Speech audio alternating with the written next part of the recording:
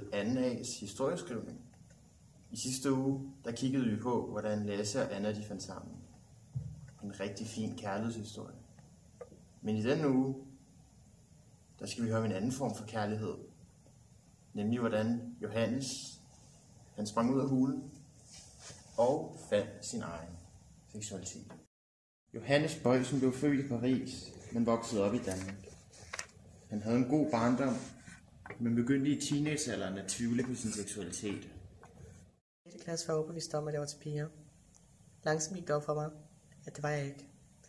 Stille og roligt fandt jeg ud af, at jeg faktisk var homoseksuel. Jeg er til mand. Johannes fandt altså sin seksualitet, da han var cirka 12 år gammel. Men det har ikke altid været lige nemt.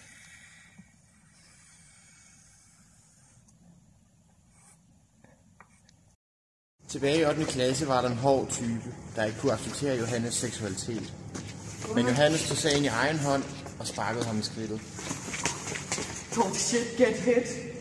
Efterfølgende levede Johannes i fred og ro, og han fik endelig vist, at man ikke skulle fuck med ham. Det var da lidt af en historie. Johannes kom ud af skabet, men samtidig kom han også ud af hulen.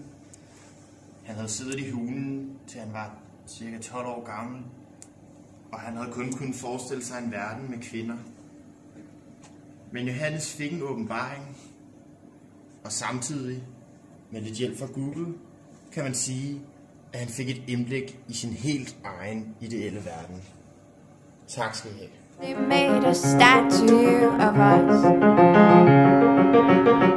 and put it on a mountain top.